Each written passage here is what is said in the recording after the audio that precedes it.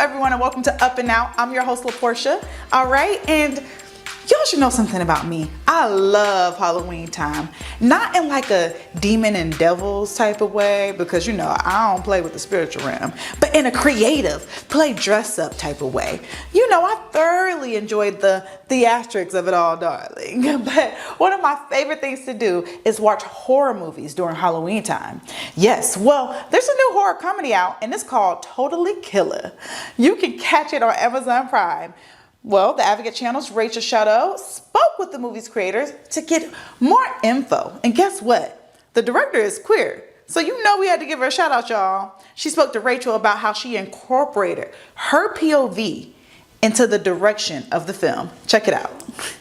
The film is not overtly textually queer, but as I was watching it, it's so camp that there is sort of this spirit of queerness in the film. And I'm wondering if you could speak a little bit to that, and if it's something that you intentionally infused into it, or do you feel like, speaking of POVs, it has to do with just your POV being part of this? Definitely with my POV. I mean, I think there's like a little bit of camp in a lot of things that I do just inherently, because as a queer person telling stories, that's the lens that I see the world through. That's what I find funny. So there are heightened elements in a world that has like a heightened concepts, so it's like you've got the Mollies, which are heightened versions of Molly Ringwald, with, borrowing from Heathers, which is also sort of a camp reference point, Yeah. And then you've got the Totally Killer mask in and of itself with like that dangling earring. Yes, I love that. Like a Lost Boys, which is also a camp. There's a lot of homoeroticism in Lost Boys. So I think, there's things for me as a filmmaker and as a storyteller that I love and that I gravitate towards. And I think for me, it's going to feel, the idea of camp and horror just are so natural too. And I don't want to go too far with it, but you got to sprinkle it throughout. I mean, it's just like, it's very present, Yeah. Mm-hmm.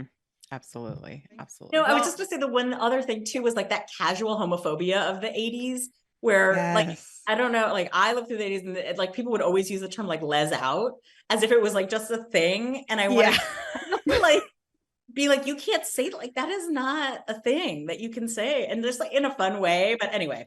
Yeah, no, absolutely. It's so rough to go back and watch like 80s movies you loved and they drop the F-bomb and not the good one. And you're just like, no, I just want to enjoy this. But seriously, thank you for being so generous with your time today. This has been so much fun. Loved the film. And I think people are going to go crazy for it when they get to see it, because your perspective is one that is so valuable and we loved it.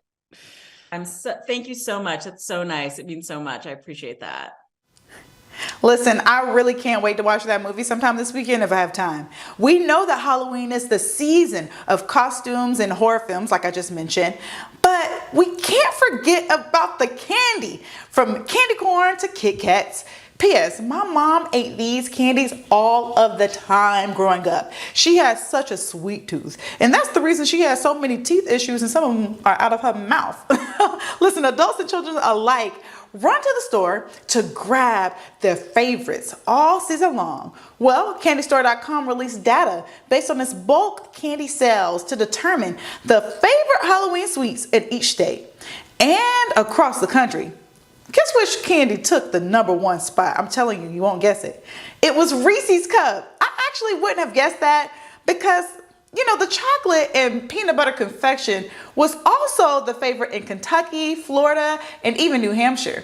M&M's and hot tamales earned spots 2 and 3.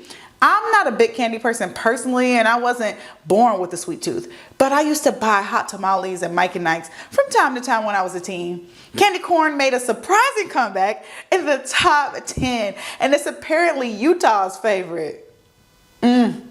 I'm not a candy corn hater. Listen, one time I got candy corn nails for Halloween, but my taste buds say no to that candy these days. But listen, candy is big business, and honestly it's $1 billion business. According to the National Retail Federation, Halloween candy spending is expected to reach $3.6 billion in 2023. And I'm sure some of my viewers are probably contributing to that number. All right, on to some more serious news. I recently saw a video online that truly infuriated me. It was a video of a young black Irish girl at a 2022 gymnastics competition being skipped over during the medaling ceremony. This all went down in Ireland, and it was so sad to watch, honestly.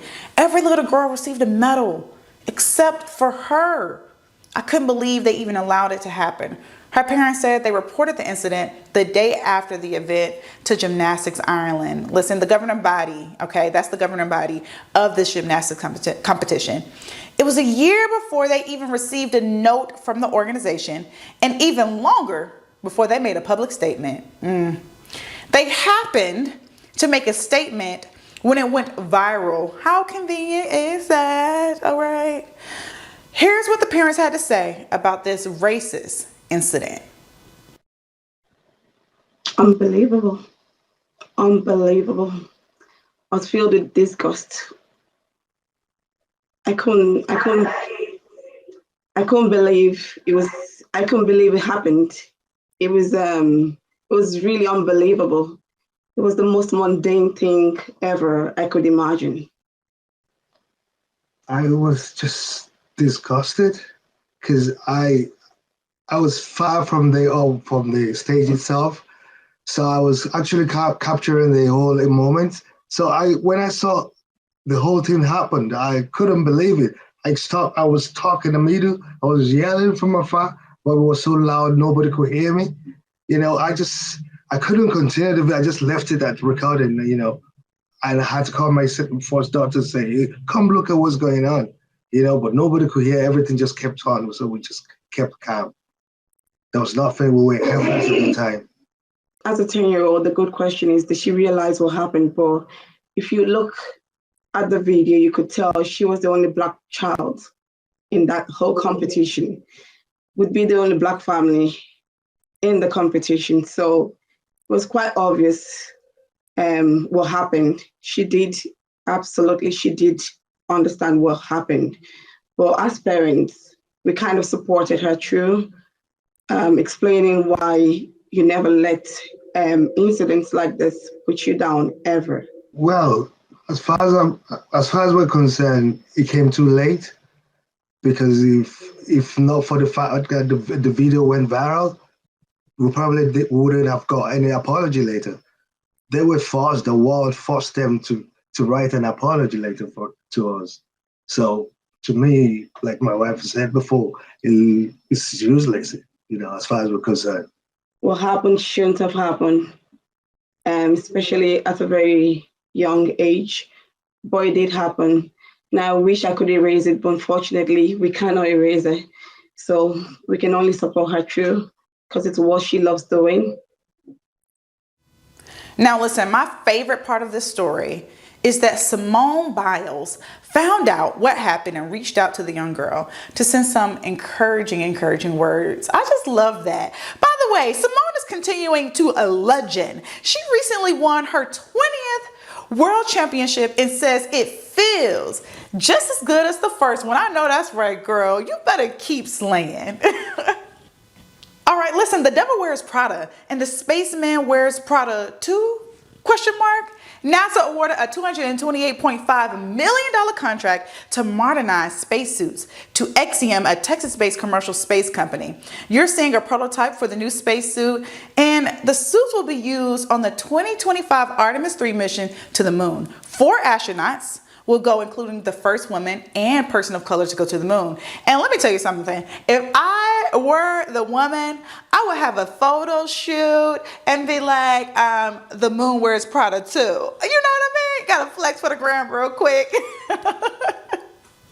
Listen, The Devil Wears Prada is one of my favorite movies. I may actually watch it today. Remember, it is Indigenous People Day coming up, so please challenge yourself to learn something new about another culture. See you all next week. Bye, girls. Thought I forgot.